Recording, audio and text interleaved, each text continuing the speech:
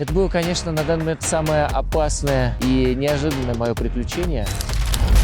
Америка! Не, Россия. Здесь минусовая температура. Здесь коровы выпрыгивают из машин. В общем, это испытание внедорожных навыков. Зима же. Едем туда, не знаю куда. Такого вы, скорее всего, еще не видели. Всем привет, я Игорь Шатунов, и вы можете знать меня как предпринимателя или руководителя фонда «Дари еду». В детстве я обожал книги и передачи про путешествия и знал, что когда-нибудь тоже буду ездить по самым дальним частям нашей планеты. И вот я вырос, купил себе ретро-внедорожник Land Cruiser 76 серии, переделал его под себя и уехал на нем исследовать Азию. Я решил объехать весь мир на внедорожнике и автодоме в одиночку и без опыта. По пути изучить свой автомобиль и разобраться во всем на практике. Мне предстоит долгий, но интересный путь из России в Монголию, через Центральную Азию. Эта экспедиция длиной в 5 месяцев – первый шаг к большой цели – кругосветному путешествию. Это не бегство от себя, не отказ от амбиций или ответственности, скорее эксперимент, как уместить в одну жизнь работу, приключения и любовь.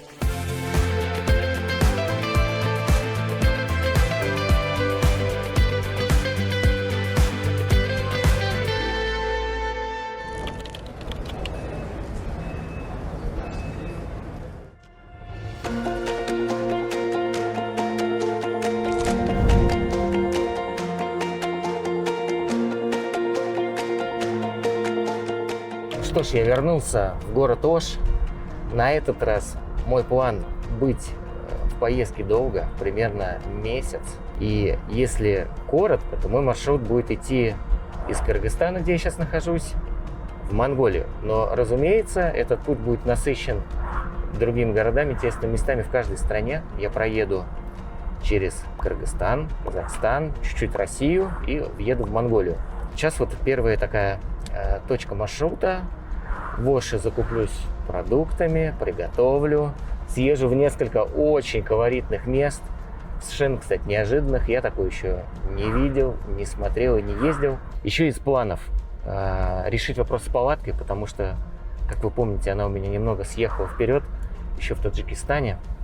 Надо, чтобы мне помогли ее поставить на нужные крепления.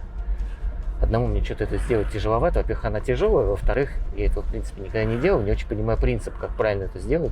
После того, как я здесь поезжу и закуплюсь всем необходимым, следующий пункт – Джалалабад. Это третий город по размеру в Кыргызстане, по населенности. А оттуда уже в сторону озера Кельсу и Пика Победы.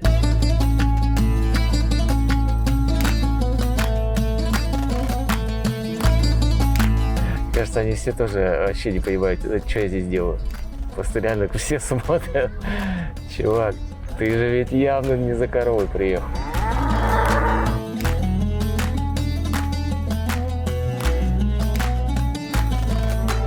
Итак, я на самом большом рынке по продаже домашнего скота в городе Ош. Вокруг меня куча коров, дальше бараны, там были лошади. И такого вы, скорее всего, еще не видели.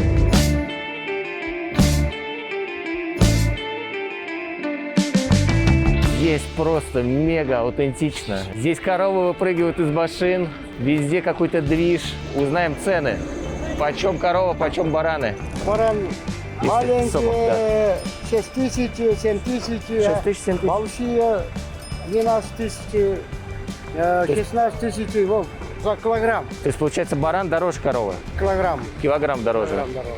Короче, у нас дорого. Дорого, да? А где дешевле? А дешевле нету. Здрасте. А можно вас спросить, мы блогеры, а вот сколько такой, например, баран стоит? 13 тысяч. Вот такая овечка, 13 тысяч сом. Это купили сейчас, да? Купили, да. Да? Сколько такая корова стоит? 186. Как вот увидишь, что корова вот эта дорогая, а это, например, там, не знаю, средняя? А мясо можно? Короче, чтобы есть, да? должна быть побольше, если на мясо, Больше, да? А на молоко какое, что важно? ну, чтоб, как говорится, это, ну, большая была. А сколько примерно вообще корова стоит? 80. 80, да? Откармливать как раз, да, чтобы? За 80 купили, Да. за 100, за 107 продадим. Это как часть посвященная лошадям, и лошади прям самые разные. Если. Сейчас могут нас еще вон там и легнуть, как я понимаю.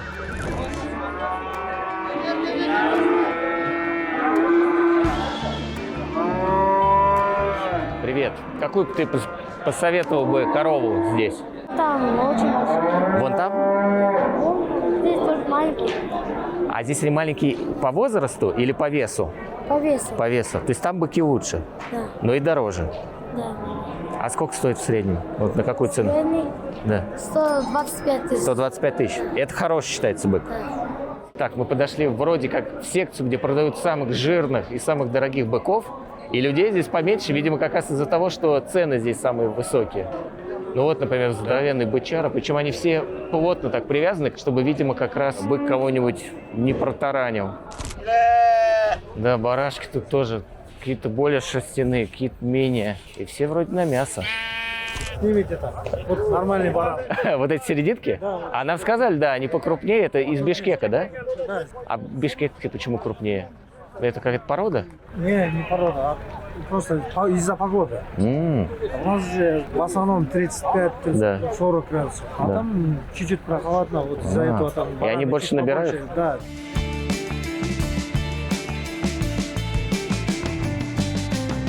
Америка! Не, Россия. Да. О.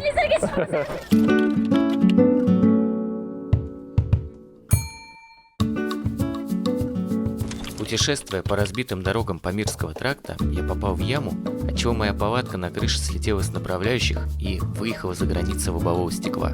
Так ехать было опасно, и я принял решение повернуть назад, чтобы искать место ее ремонта. Найти специалиста по ремонту палатки была та еще задачка. Мне повезло. В соцсетях я нашел ребят, которые также любят путешествовать на внедорожниках, и они согласились мне помочь. А как канал называется ваш? Ездец. Ездец? Да. Чтобы легче запоминал. Хорошо, что получается пока просто открутить само крепление палатки, чтобы не откручивать платформу. И по плану, получается, мы расслабляем крепление, и дальше можно будет ее сдвинуть на свои места и уже как раз закрепить в правильном месте. Просто вот так, тык-тык-тык временами. Я буду в это время толкать. На раз, два, три, да? Раз, два, три. Она вообще прыгает сейчас, она Ну? вот, она просто приподнимается, но она вообще не идет. Проблема в том, что мы не можем ее сдвинуть. Мы расслабили все крепления и уже, получается, пробовали там даже 3 человека сдвигать ее назад, но она наверх поднимается, а назад не идет. Там есть направляющий рельс, и палатка должна по нему проскользить назад. А потом мы ее затягиваем, и она в этом положении остается. Используем вот такой длинный инструмент, получается, здесь насадка, и, соответственно, чтобы подлезть вглубь палатки, приходится использовать вот такие вот удлинители. Вот он. Короче, здесь он держит, мне кажется. Так, ну что, мы продвинулись, конечно, но все равно она пока не сдвигается, и для того, чтобы расслабить еще одно звено, мы сняли маркизу душевую, и сейчас попробуем еще одно крепление расслабить и уже потом вытолкать, потому что вроде бы все крепления идут хорошо, по рельсу, по направляющей она тоже смещается, но в одном месте держит, и вот сейчас будем как раз это решать.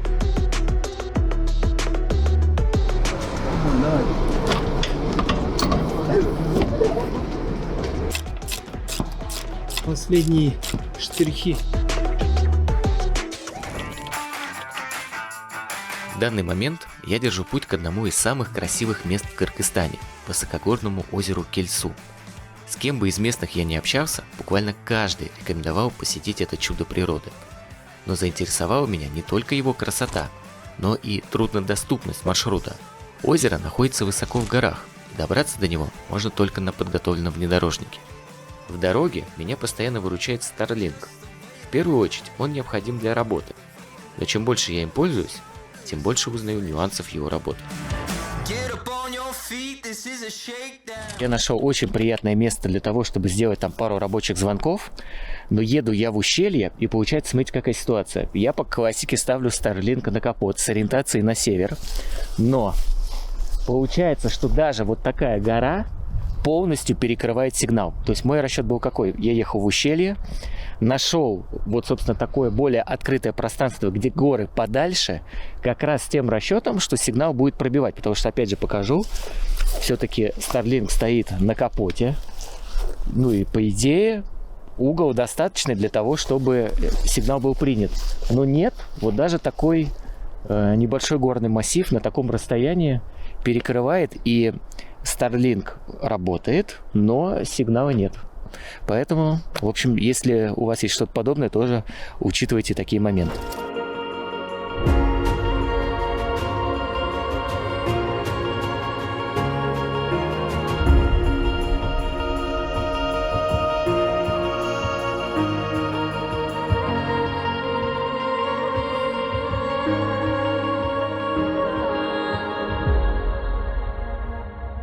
이 모스크바란 게 있더라. 아, 이 모스크바다?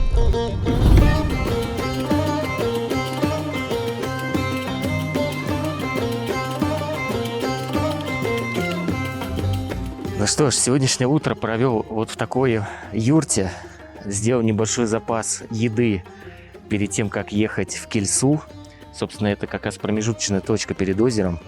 И сейчас как раз поеду туда. Но предварительно в своем стиле сделаю необычную тренировку. Машина стоит рядом. И по моей задумке я сейчас оттащу скамью прямо в юрту и попробую позаниматься в ней. При этом справа сейчас свадьба. Местные отмечают, тоже звали в гости. В общем, буду тренироваться в атмосфере свадьбы. Потом, возможно, к ним зайду, тоже посмотрим, поснимаем, как это все происходит. Сказать, что тащить скамью через свадьбу, чтобы заниматься в юрте, когда все вокруг пьют и танцуют, это странно. Это, конечно, ничего не сказать.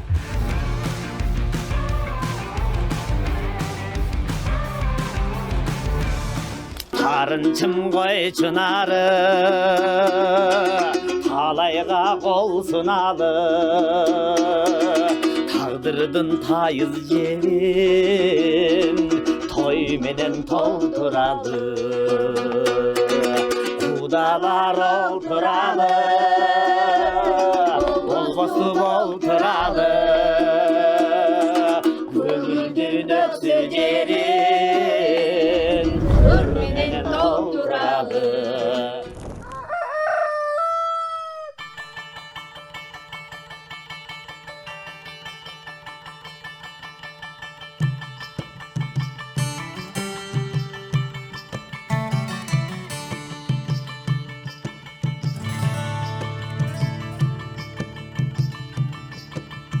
В Кыргызстане бывает два типа юрт. Гостиничные, со всеми удобствами и отоплением, и классические. Если в первом типе юрт всегда комфортно и даже можно позаниматься спортом, как я и сделал, то ночевка в классических юртах имеет свои нюансы. Сейчас проведу для вас небольшой рум-тур. Настоящие традиционные юрты. Здесь нет электричества. Обогрев идет через печку, вот, собственно, труба. Вход закрывается обычной овечьей шкурой. Там небольшие дверцы, но главную функцию выполняет вот эта шкура. Ее, соответственно, с одной стороны можно подвязать, ну и заходить вот так вот, условно, с угла. Наклоняешься, заходишь. Ну и, в общем-то, вся конструкция сделана так, чтобы зимой здесь было тепло, а летом не жарко. Пойдемте внутрь. Заходим. И что мы здесь сходу видим? Значит, здесь находится традиционная печь. Она разогревается вначале коровьими лепешками, потом сюда закидывается уголь. Хватает обогрева примерно на 3 часа, потом надо подкидывать. 5 кроватей, и, значит, утепление состоит из 3 частей. Значит, получается одеяло 1, одеяло 2, одеяло 3. Здесь сейчас довольно жарко, потому что только закинули угля. Ночью, когда весь уголь прогорит, потому что запас угля здесь примерно до 3-4 утра, спасать будут только одеяло. Юрточный лагерь – это последнее место ночевки перед особым и очень красивым местом в Кыргызстане. Мне хотелось хорошо выспаться, чтобы на следующий день отправиться на моем крузаке к подножию озера Келесу.